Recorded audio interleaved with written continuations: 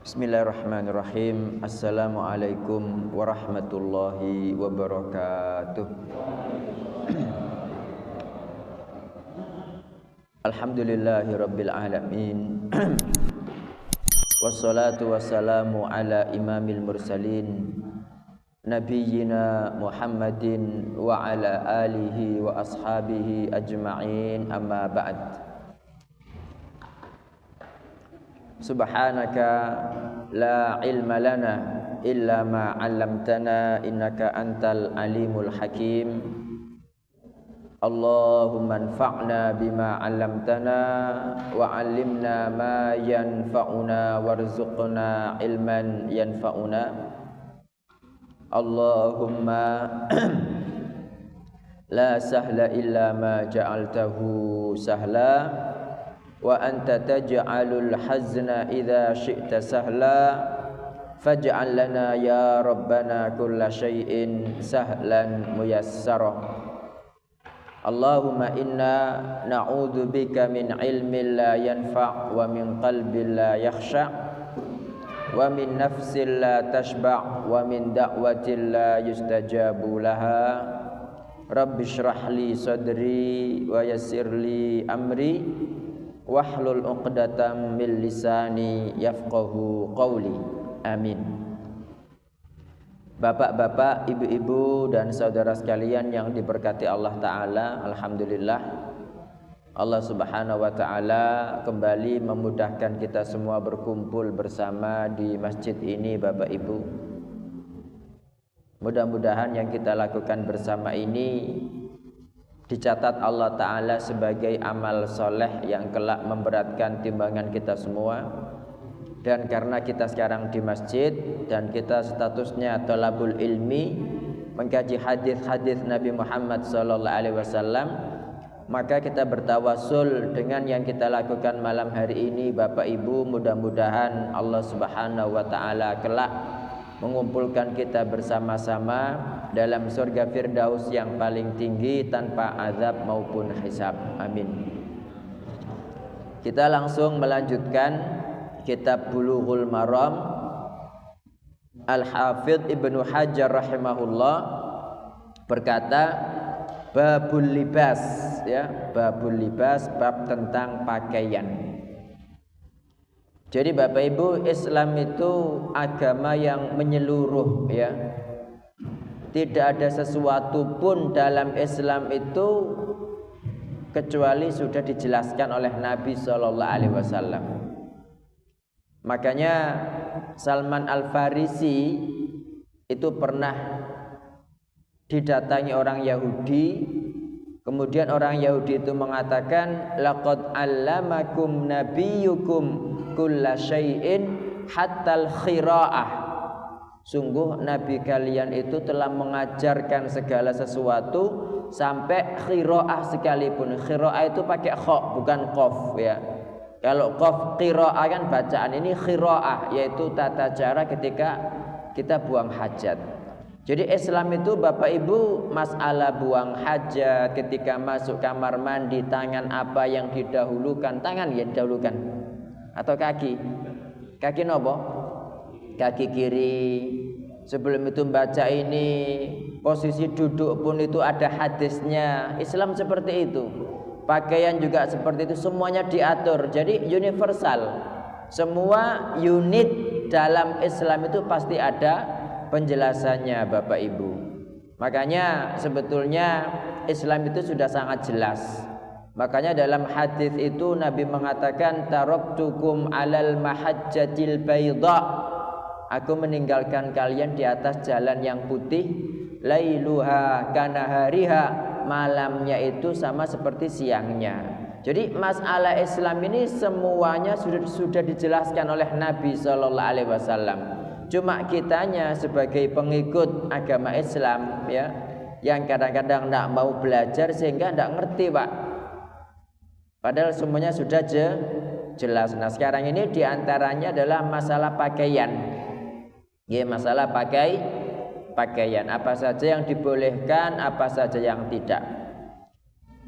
Ibnu Hajar rahimahullah berkata, an Abi Amirinil Asy'ari radhiyallahu anhu qala, dari Abu Amir Al-Asy'ari radhiyallahu anhu berkata, qala Rasulullah sallallahu alaihi wasallam, Rasulullah sallallahu alaihi wasallam bersabda, la yakunanna, pasti akan ada, min ummati, dari umatku, ya sebagian bukan semuanya, min itu sebagian Bapak Ibu, aqwamun, kaum-kaum, yastahillunal hir, yang mereka itu, Masya Allah, matur nuwun Pak Mahfud, jazakallahu khairan, yastahillunal hir, mereka menghalalkan kemaluan, wal harira, ya, sutra.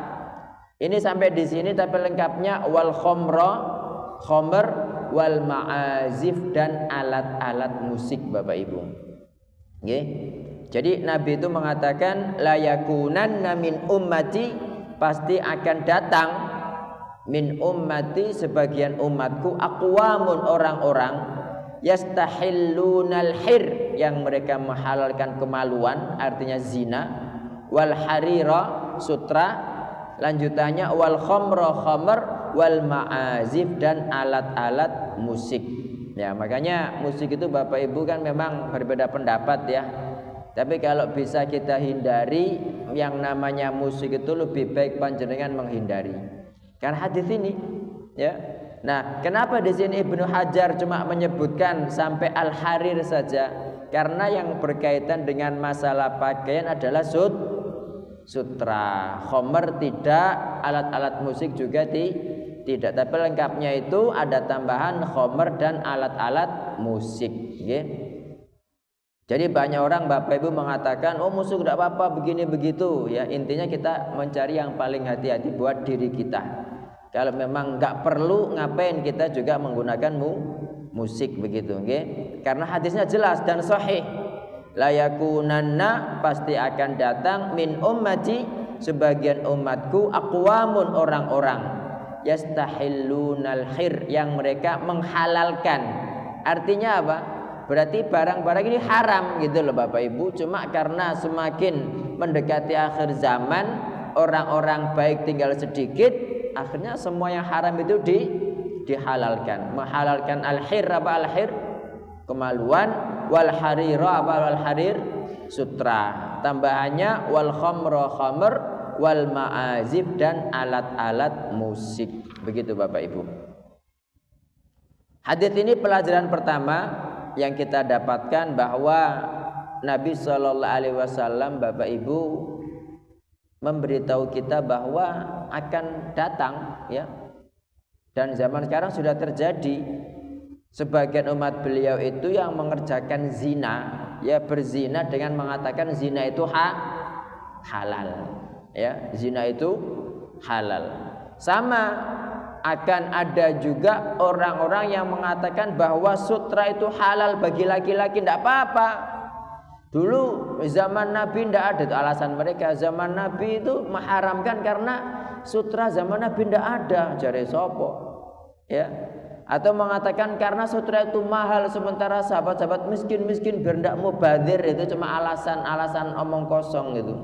Enggak. Jadi intinya sutra itu bagi laki-laki adalah haram, kecuali nanti kalau ada alergi, ya Bapak Ibu, dia tidak bisa pakai pakaian lain kecuali sutra, nah itu tidak menjadi masalah karena penyakit kan. Nanti ada beberapa sahabat itu yang mereka itu alergi, jadi gatal-gatal itu nggak berhenti, ya, kecuali ketika pakai sutra maka dia tidak menjadi masalah, maka dikecualikan di situ karena darurat, ya. Itu Bapak Ibu. Juga yang dibolehkan kita memakai sutra bagi laki-laki cuma ukuran 3 jari atau 4 jari, selebihnya tidak boleh. Nanti ada hadisnya. Jadi di sini Nabi Shallallahu Alaihi Wasallam menjelaskan bahwa nanti di akhir zaman, dan sekarang kita ini kan di akhir zaman, ada orang-orang dari umat Islam, Pak, yang mereka itu menghalalkan zina, menghalalkan apa? Sutra bagi laki-laki, menghalalkan khomer, dan menghalalkan alat-alat musik. Nah, Kemudian Bapak Ibu, kalau jelas-jelas sudah haram, ada dalilnya kita tahu, khamr haram kan? Zina haram enggak? Haram, ya. Apalagi tadi itu? Sutra jelas haram, ya. Alat-alat musik itu ya jelas haram, cuma di antara ulama ada khilaf. Nah, kalau ada perbedaan kan kita nggak boleh langsung harus begini, enggak bisa. Cuma kita mencari yang paling hati-hati, yaitu bagaimana kita keluar dari perselisihan para ulama. Nah, ketika ada hadisnya dan jelas, yang penting kita menghindari, Pak. Kalau orang lain urusan sampean, kalau saya sementing saya selamatkan begitu, mending berhati-hati. Nah, kalau jelas-jelas haram kemudian dihalalkan, berarti dia mendustakan dalil, mendustakan Quran, mendustakan hadis. Nah, ini hati-hati, Pak. Meskipun masih sholat, meskipun masih berpuasa, meskipun masih bayar zakat, meskipun Pak Haji sekalipun, tapi kalau jelas-jelas mendustakan Quran, mendustakan hadis, maka dia sudah keluar dari Istanbul. Apa? Keluar dari mana? Dari Islam. Apa dalilnya? Nah, nanti panjenengan cari di Google Bapak Ibu, itu kan ada Nawaqidul Islam, 10 pembatal keislaman. 10 pembatal keislaman itu, kalau orang itu masih muslim, secara lahir muslim, masih melakukan pokoknya ya sholat, rukun Islam dia lakukan, rukun iman dia beriman, tapi dia mendustakan, ya salah, dia melakukan satu dari pembatal keislaman, maka dia sudah keluar dari Islam, Bapak Ibu. Itu bahayanya. Nah, orang itu tidak ngerti, Pak, makanya kita harus berhati-hati. Jangan sampai kita itu karena tidak ngerti melakukan kesalahan, kita menganggap diri kita masih muslim padahal sudah kafir. Di antaranya apa ya? Dengan mendustakan ini, mendustakan salah satu ajaran Nabi Muhammad sallallahu alaihi wasallam. Coba kalau panjenengan beriman kepada semua nabi gitu kan, terus jenengan sebagai muslim tidak mengakui Nabi Isa sebagai nabi, misalkan melu-melu orang Kristen tidak mengakui Nabi Muhammad, ya jenengan bukan Islam, Pak. Jenengan mengimani semua rukun iman kecuali iman kepada takdir. Jenengan tidak percaya, oh takdir uga ono misalnya gitu kan, naudzubillah, itu sudah keluar dari Islam, Pak, kafir sudah. Nah, sekarang jenengan lo rukun Islam. Dulu pada zaman Abu Bakar, orang-orang kan banyak murtad nih. Halo? Iya apa enggak? Jadi murtad itu ada yang kembali kepada ajaran nyembah berhala, ada yang mereka itu murtadnya Bapak Ibu masih mengerjakan sholat, yang lain-lainnya, tapi cuma satu enggak mau menunaikan zakat. Diapakan sama Abu Bakar? Halo? Diperangi kan, dan dianggap murtad Bapak Ibu. Ya, kata Abu Bakar, karena dalam Al-Quran itu Allah tidak pernah memisahkan antara sholat dengan zakat. Gitu ngomong aku muslim tapi mau aku melakukan zakat, apa? Tidak mau menunaikan zakat, diperangi, bukan muslim, Pak, gitu loh. Nah, ini hati-hati. Nah, jadi kalau kita itu menghalalkan barang-barang yang sudah jelas haram dalam Quran, itu berarti kita mendustakan Al-Quran. Jadi Islam itu berdasarkan dengan qala Allah, qala Rasul, tidak berdasarkan logika. Betapa banyak zaman sekarang Bapak Ibu orang itu menolak Quran, menolak hadis, alasannya tidak masuk akal. Contohnya apa? Ya kayak sutra begini ini, kan jelas kan Nabi SAW mengatakan akan datang orang-orang yang menghalalkan kemaluan, menghalalkan sutra. Berarti hukum asalnya apa? Haram. Hukum asalnya haram. Ya, dengan banyak alasan iki duitku dhewe tuku dhewe gitu kan. Tidak percaya, Pak. Nah, ini bahaya begitu. Contoh lainnya kayak warisan. Warisan itu kan laki-laki berapa bagian perempuan? 2 bagian perempuan. Ada yang bilang, wah ini tidak adil ini. Wong anakku sing laki-laki tak sekolahkan jauh-jauh entek-entek ndak karu-karuan, sementara sing perempuan cuma sekolah di sini enggak di luar negeri gitu misalnya. Mosok ketika warisan kok laki-laki 2 banding perempuan. Jenengan muslim pun ndak, Pak, kok ngomong ngono. Sing ngomong begitu kan Quran. Lidzakari mithlu hadzil untsayain, untuk laki-laki 2 bagian perempuan. Contohnya lagi apa? Menikah lebih dari satu boleh enggak Pak Mahfud? Boleh Bu nggih? Maksimal berapa? Dalam 4, maksimal 4 nggih. Nah, gitu ada yang bilang begini ibu-ibu, nah kok enak Pak sampean iso nikah sampai 4, aku tak nikah laki-laki sampai 4 misalnya gitu. Itu kalau meskipun guyon itu kafir Pak itu. Agama bukan untuk guyonan gitu loh. Nah ini yang mensyariatkan siapa? Yang membolehkan laki-laki menikah lebih dari satu siapa? Lah Allah sih ya. Nah jenengan kok begitu sapa pean gitu loh. Nah itu hati-hati, jangan pakai akal, karena Islam itu tidak berdasarkan akal tapi berdasarkan qala Allah qala Rasul. Itulah tujuannya kenapa Allah menurunkan Al-Qur'an, Allah mengirim Rasulullah sallallahu alaihi wasallam untuk kita ikuti.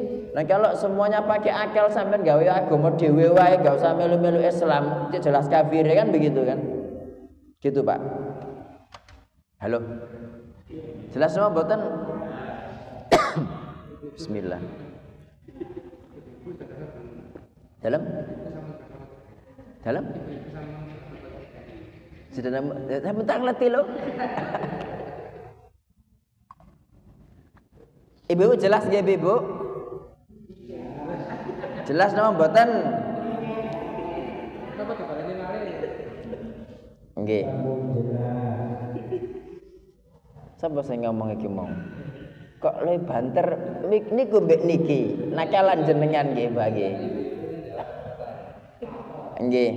Nah, pelajaran berikutnya Bapak Ibu, hadis ini merupakan mukjizat Nabi Muhammad sallallahu alaihi wasallam.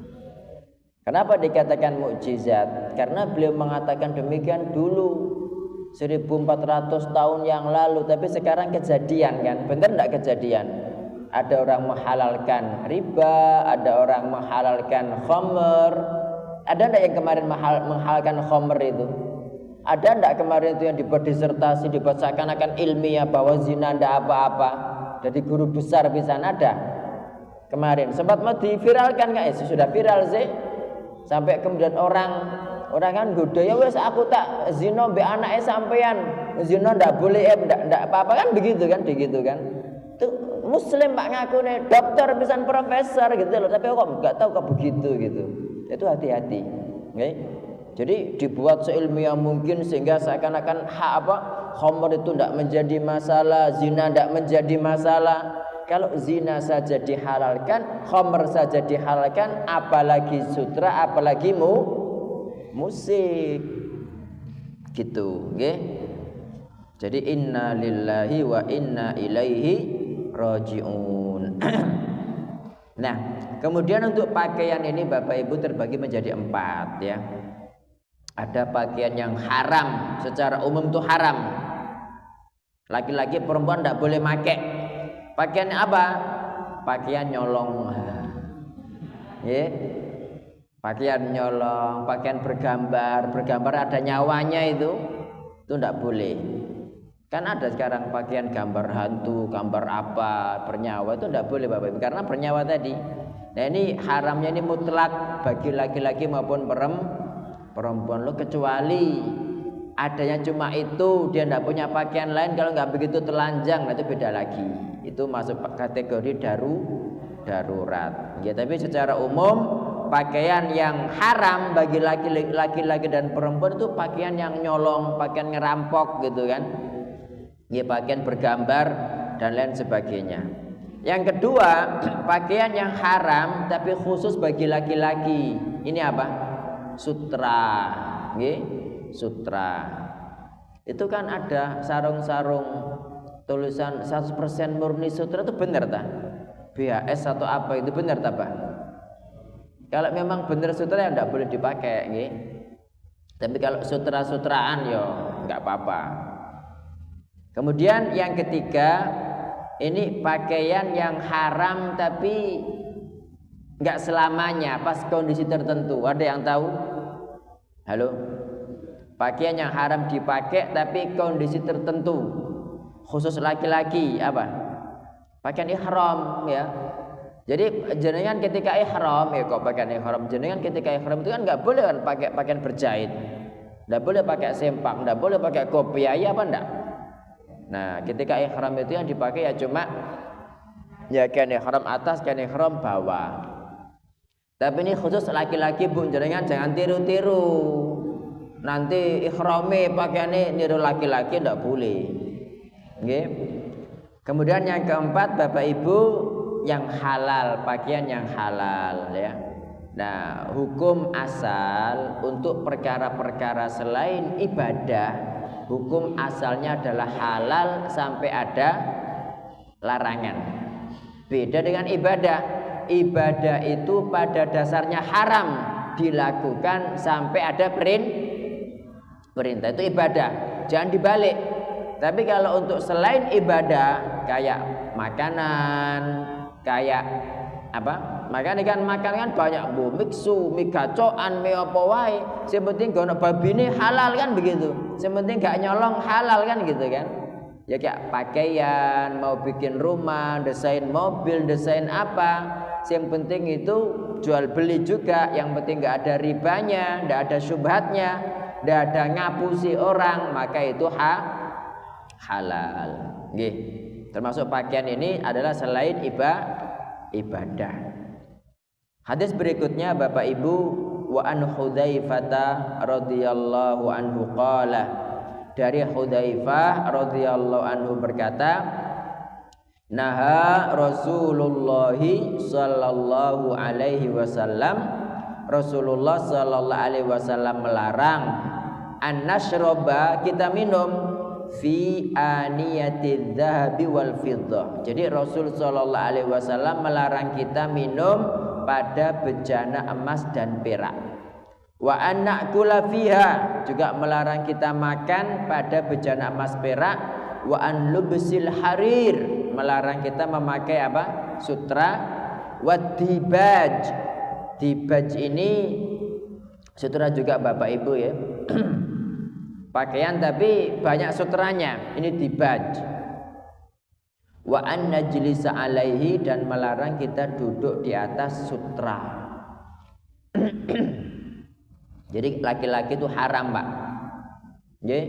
Jadi memakai sutra, dibaj itu ya tadi itu. Ya, intinya sutra juga, cuma bentuknya ya apa begitu. Bu berudrung, bu ada idepnya atau idep dalam nggih surat tebal. Atau ada yang mengatakan berudru atau gimana, wallahu a'lam. Jadi kita tidak boleh memakai sutra, tidak boleh duduk di atas sutra. Berarti pelajaran pertama apa dari hadis ini Bapak Ibu? Larangan makan minum pada bejana emas dan perak. Nah ini ya termasuk perkara-perkara yang kita harus mengikuti. Kita harus sami'na wa ata'na. Iki lho, bukannya ini lho yang perak-perakku dewe, bejana-bejana emasku dewe, ndak nyolong, ndak boleh. Kalau Islam mengharamkan sudah mengharamkan gitu kan, sami'na wa ata'na. Jangan kemudian apa sih alasannya kok ndak boleh begitu. Ya karena halal haram itu Bapak Ibu itu semuanya dari Allah Subhanahu wa taala. Jangan kemudian kita bilang, loh itu burung haram kan karena makan bangkai. Coba kalau misalnya burung itu mulai sekarang ya, misalnya kan tidak boleh kita makan burung-burung yang pemakan bangkai itu loh. Atau babi misalkan. Babi itu kan karena haram, karena makanannya haram. Coba sekarang tak makannya dedek terus gitu. Apa kemudian menjadikan babi halal? Kan enggak kan? Jadi intinya kalau ada larangan ya wis sami'na wa ata'na, jangan banyak ngeyel Pak. Zaman sekarang itu karena banyak orang semakin tinggi Pak tingkat pendidikannya, akhirnya ngeyelan, banyak ngeritik, gitu pewinter ngono, Quran dikritik, hadis dikritik gitu kan. Yang penting gak usah sekolah sampean, ketika bisa apa wis sekolah dhuwur ujung-ujungnya cuma ngeritik Quran. Kalau misalnya Pak Mahfud jenengan kritik ndak apa-apa, nih Quran dikritik Pak.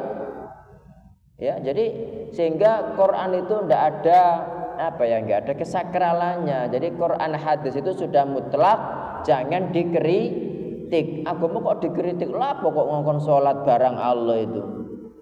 Sholat itu kan untuk mengingat aku eling, jadi gak usah sholat, tidak apa-apa ya, dapuramu kan gitu kan. Ada Pak orang tidak sholat Pak? Ini banyak gitu kan. Ya, jadi ketika Nabi Shallallahu Alaihi Wasallam melarang kita makan minum dari bejana emas perak, berarti ini adalah haram. Ya. Kemudian larangan memakai sutra dan duduk di atas sutra, ini juga haram Bapak Ibu, tapi ini khusus laki-laki. Ya, khusus laki-laki. Kalau perempuan monggo ndak apa-apa. Hadis berikutnya wa an Umar radhiyallahu anhu qala, dari Umar radhiyallahu anhu berkata, naha Rasulullah sallallahu alaihi wasallam, Rasulullah sallallahu alaihi wasallam melarang an lubsil harir, memakai sutra, illa maudhi'a usbu'aini au thalathin au arba'. Ya, jadi Rasul sallallahu alaihi wasallam melarang memakai sutra kecuali ya 2 jari atau 3 jari atau 4 jari, atau ini sifatnya pilihan ya, bukannya biasanya kata-kata au itu kan karena perawi hadisnya kan lupa, jadi dia itu ragu-ragu Nabi mengucapkan 2 atau 3 ya, timbangannya salah disebutkan semua atau. Tapi atau di sini ini au di sini ini bukan ragu-ragu tapi pilihan ya. Sebagaimana orang ketika berhubungan suami istri siang hari Ramadan kan suruh milih. Pertama apa? Memerdekakan budak. Ya, kalau nggak ada budak maka memberi apa? Memberi makan. Berpuasa 2 bulan berturut-turut. Ya, kalau 2 bulan berturut-turut tidak bisa maka memberi makan 60 orang miskin. Masing-masing berapa sok? Setengah sok. Ya. Ada yang mengatakan masing-masing setengah sok. Kalau 1 sok itu 3 kilo, berarti 1,5 kilo. Ada yang mengatakan 6 on atau 1 mud gitu kan. Begitu. Okay. Jadi ini Rasul sallallahu alaihi wasallam melarang kita laki-laki Bapak Ibu memakai sutra kecuali tempat ya sekadar apa? 2 jari, 3 jari atau 4 jari. Nah, kalau seperti itu tidak menjadi masalah. Makanya nanti ada bajunya Nabi Shallallahu Alaihi Wasallam itu dihiasi pakai sutra Pak. Ya, ada nanti hadisnya itu. Nah, tetapi itu kenapa kok ada sutranya? Karena nggak lebih dari 2 atau 3 atau 4 jari. Boleh tapi maksimal itu ya sebagai hiasan.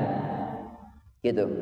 Kemudian hadis berikutnya wa an Anasin radhiyallahu an, dari Anas radhiyallahu an, anna nabiyya sallallahu alaihi wasallam, bahwa Nabi sallallahu alaihi wasallam rakhasa li Abdurrahman bin Auf wa Zubair, memberi keringanan untuk Abdurrahman bin Auf dan Zubair fi qamisil hariri fi safar.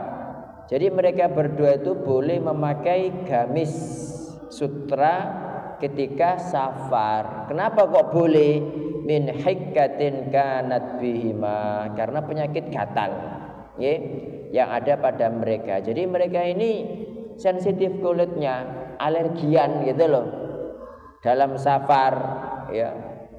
Kalau tidak sutra tidak bisa, pasti gatelen. Maka Nabi Shallallahu Alaihi Wasallam memberi mereka keringanan memakai sutra, khusus di safar ya, khusus ketika apa? Ketika perjalanan. Nah, nanti kalau misalkan di antara panjenengan ada yang begitu ya, tapi kok cek manjai kulitnya.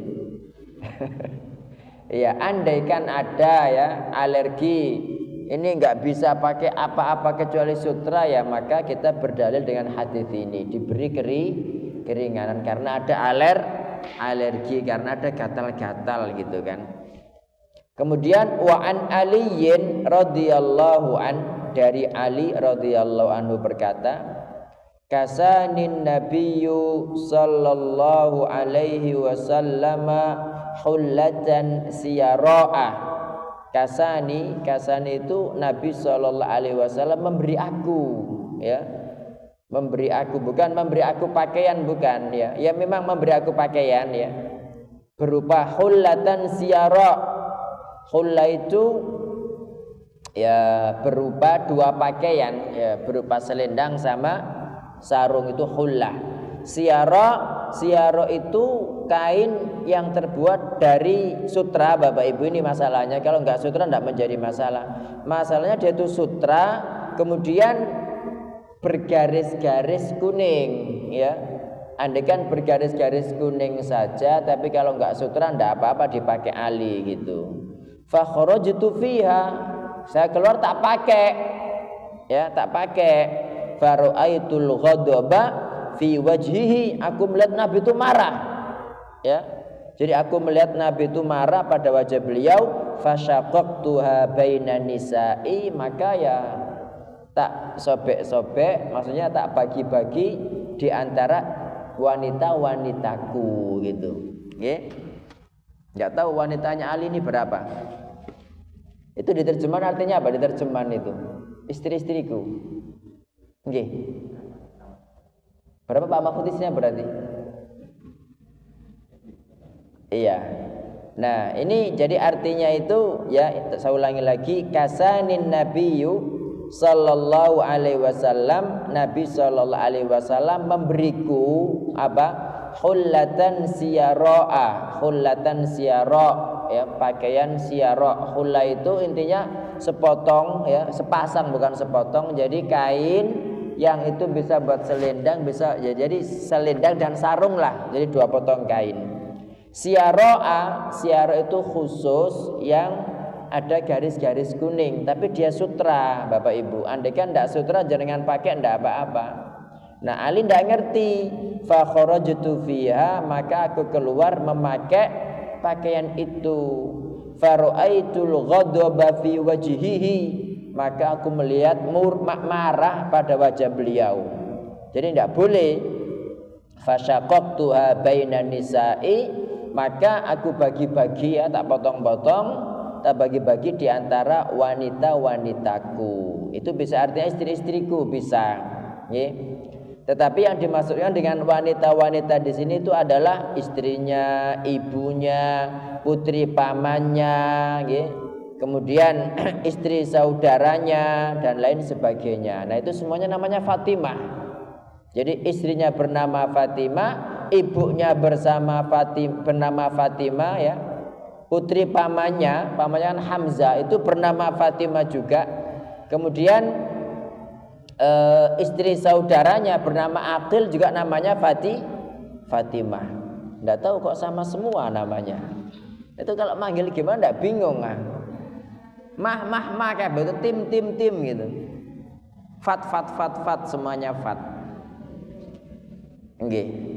Hadis berikutnya Bapak Ibu, wa an Abi Musa radhiyallahu an, dari Abu Musa radhiyallahu an, anna Rasulullah sallallahu alaihi wasallam qala, bahwa Rasulullah sallallahu alaihi wasallam bersabda, uhilladz dzahabu wal hariru li inathi ummati, emas dan sutra dihalalkan bagi wanita-wanita umatku, wa hurrima ala dzukuriha, dan diharamkan atas laki-lakinya. Ya sama seperti ini, enggak boleh kita takok, wah enggak boleh kita ngomong ndak adil, Allah lapo kok enggak boleh buat laki-laki perempuan boleh.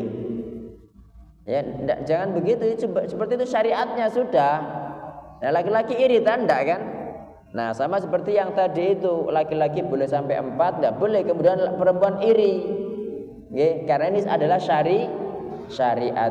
Bahaya, ingat-ingat kalau kita mempermainkan syariat, nanti kalau panjenengan cari Bapak Ibu di 10 pembatal keislaman, nawaqidul Islam, itu ada yang namanya menjelek-jelekan atau menertawakan syariat. Jadi syariat dibuat bahan guyonan.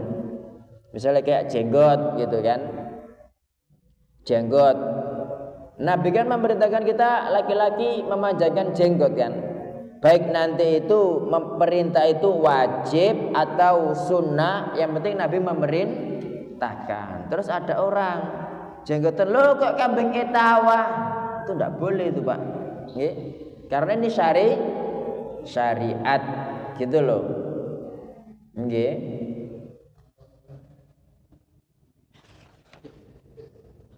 Cok rame-rame di live soal ini, makanya saya ngomong rada hati-hati.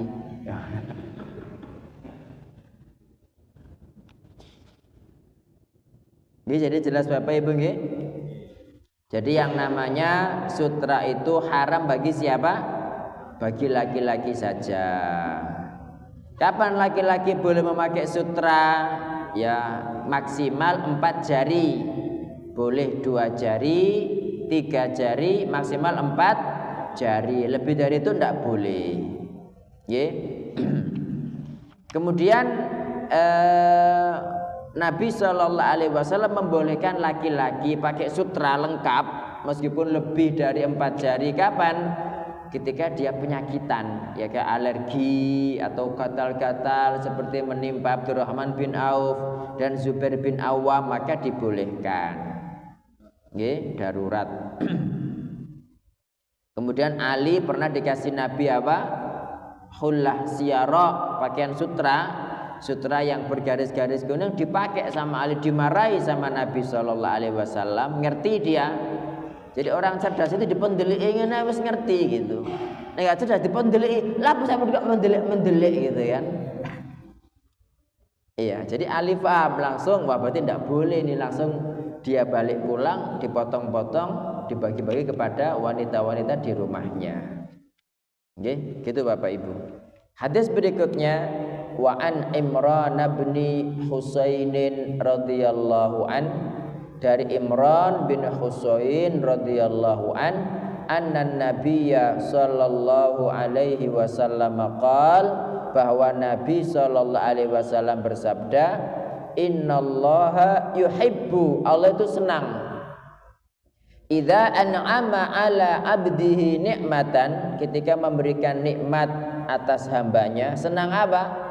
An yara athara ni'matihi alaih, Allah senang melihat bekas nikmat itu atas dirinya. Nah, kenapa hadis ini disampaikan Ibnu Hajar di sini? Mungkin kadang-kadang Bapak Ibu ada orang tuh berdalil, loh, aku pakai sutra ini menunjukkan nikmat Allah kepadaku loh. Ya bukan tempatnya. Ya memang Allah itu suka sampean menampakkan nikmat Allah yang ada panjenengan kepada orang lain, tapi bukan dengan yang dilarang. Karena laki-laki dilarang pakai sutra. Dan secara umum Bapak Ibu, kita harus menunjukkan kepada manusia, Allah loh sudah memberi aku nikmat. Karena ada orang itu Pak, Bu, ada wis dikasih Allah nikmat sik ngersulo wae gitu kan. Malah kadang-kadang padahal dia itu ya kayak orang ngemis itu kan duwe wake kan. Tapi pakaiannya welek itu berarti kan dia seakan-akan tidak diberi Allah Subhanahu wa taala nikmat Bapak Ibu. Jadi jangan sampai kita dikasih Allah nikmat kemudian mengeluh terus seakan-akan kita tidak dapat nikmat sama sekali. Oke, saya ulangi lagi. Nabi sallallahu alaihi wasallam bersabda, innallaha, sesungguhnya Allah, yuhibbu, senang ya, idza an'ama ala abdihi ni'matan, ketika memberikan atas hambanya suatu nikmat, Allah senang an yara athara ni'matihi alaihi, melihat bekas nikmat itu atas dirinya. Hadisnya hasan. Berarti pelajarannya apa? Kita diperintahkan menampakkan nikmat Allah atas hamba. Kita diperintahkan menampakkan nikmat Allah apa?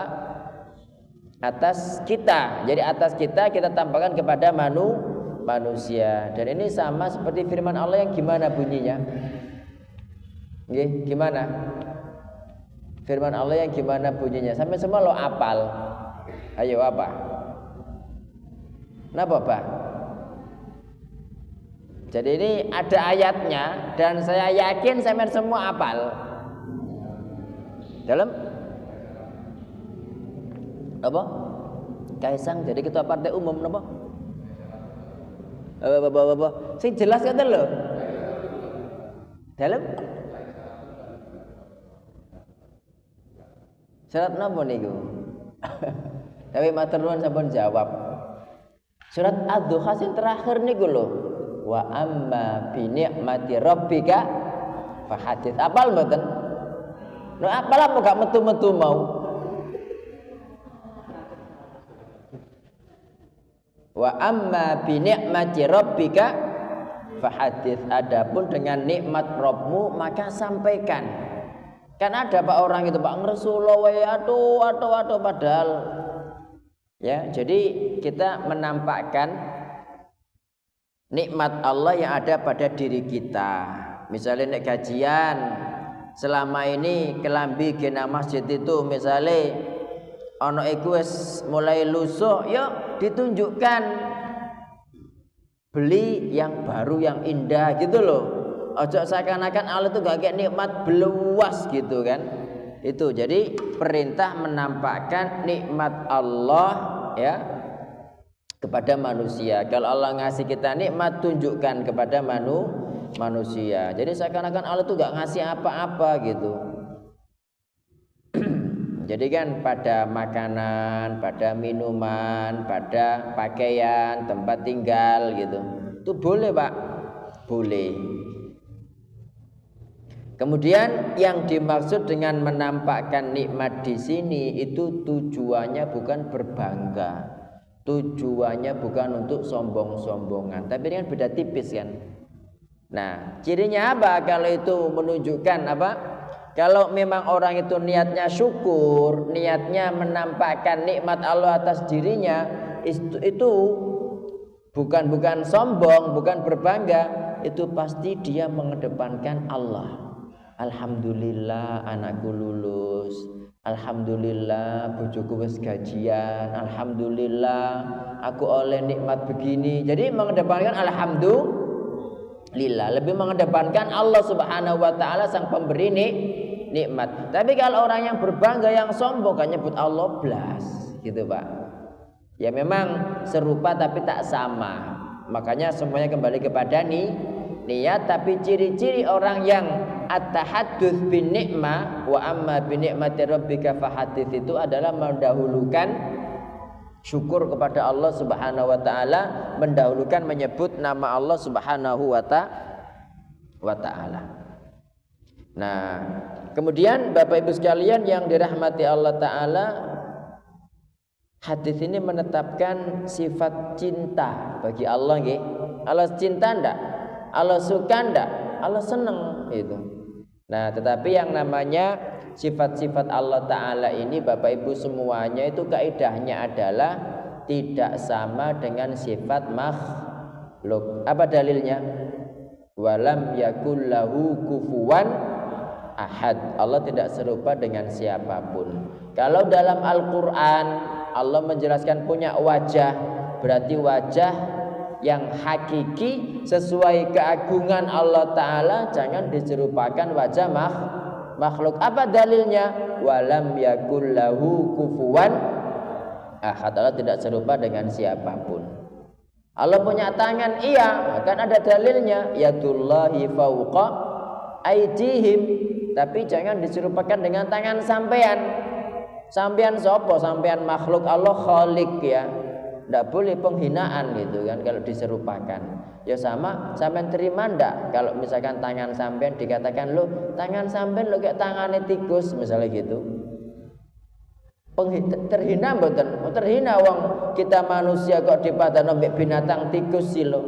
Ya sama, Allah itu khalik, jangan disamakan dengan makhluk ya. Cinta juga seperti itu. Allah senang. Tetapi senangnya di sini senang sesuai dengan keagungan Allah Subhanahu wa taala.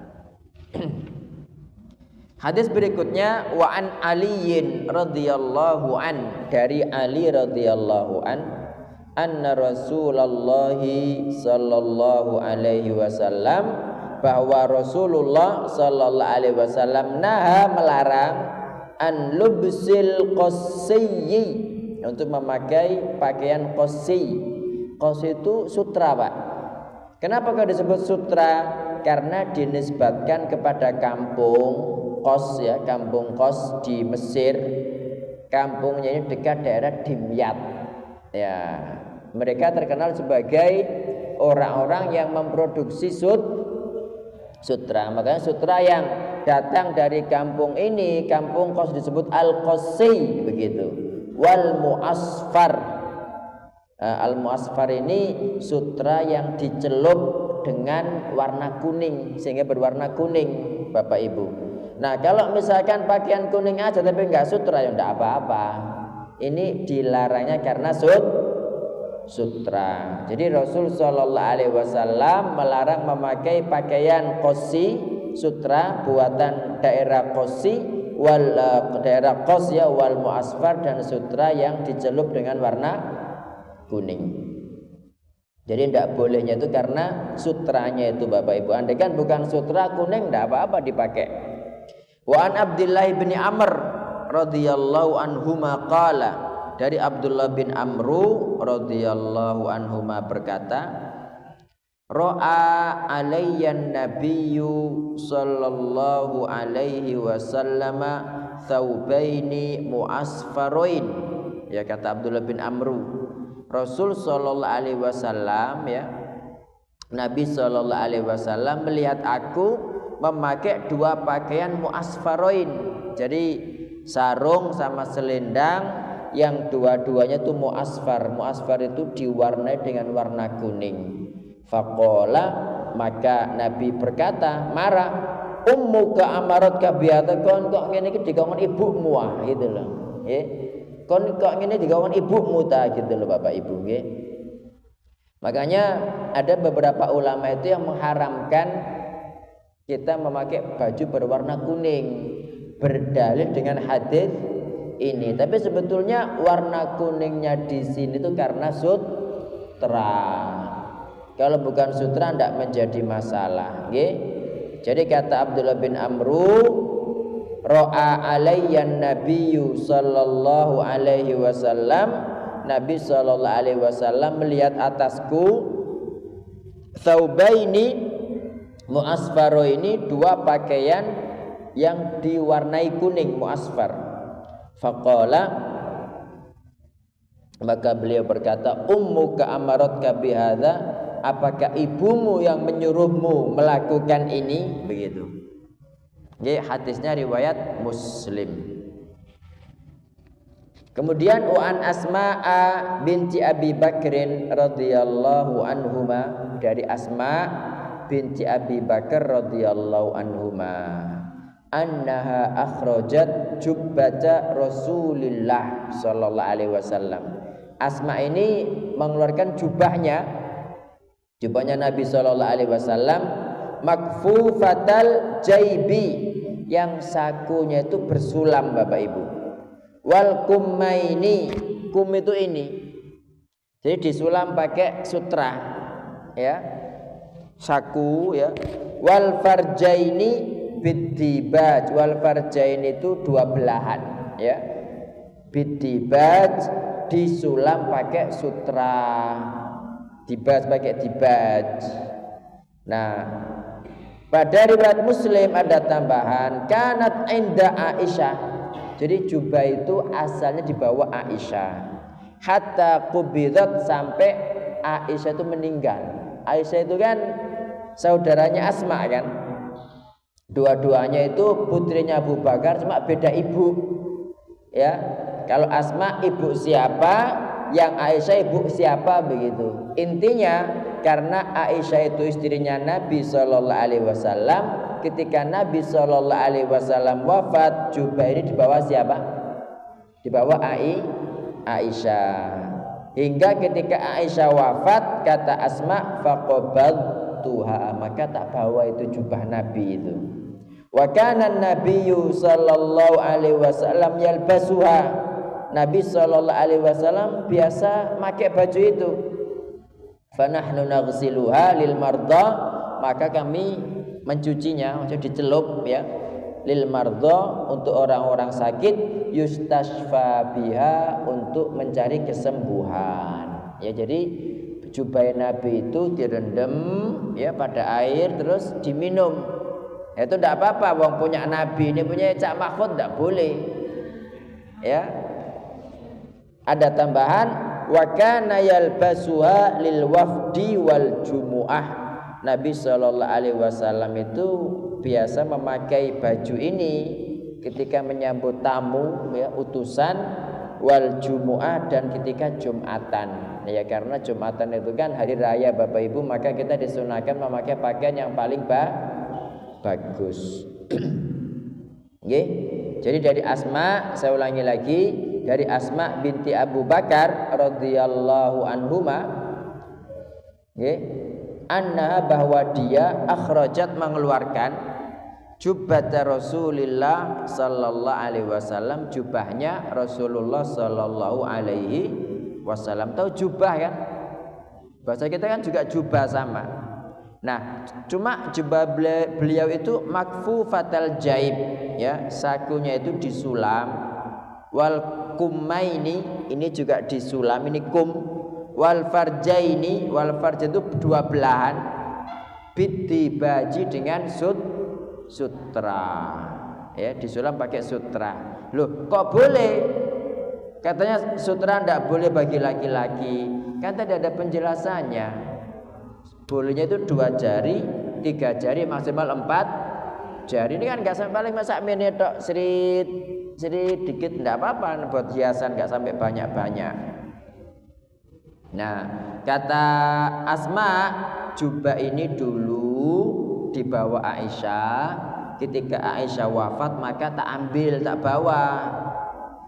Nah, Nabi SAW biasa memakai jubah ini. Nah, kami sekarang menggunakannya untuk apa? Dicuci, direndam jubah itu, kemudian diminumkan kepada orang-orang sakit biar sembuh. Gitu. Dan jubah ini biasa dipakai Nabi untuk menemui siapa? Para tamu, ya, para utusan, dan menghadiri sholat Jumat. Gitu Bapak Ibu. Nggih. Jadi kita dilarang pada hadis ini memakai pakaian qossi dan pakaian muasfar berwarna kuning. Karena dilarang, maka ini hukumnya haram. Ini hukumnya haram. Kenapa kok haram? Ya karena sutranya tadi Bapak Ibu. Andaikan warna kuning aja tapi tidak sutra, insya Allah tidak menjadi masalah. Kemudian pada hadis ini kita diperintahkan untuk apa? Ketika menyambut tamu, datang Jumatan, ketika ada hari raya gitu, kita disunnahkan memakai baju terbaik. Khudzu zinatakum inda kulli masjid. Ambillah perhiasan kalian setiap pergi atau datang ke masjid. Nah, larangan untuk sutra ini khusus bagi siapa Bapak Ibu?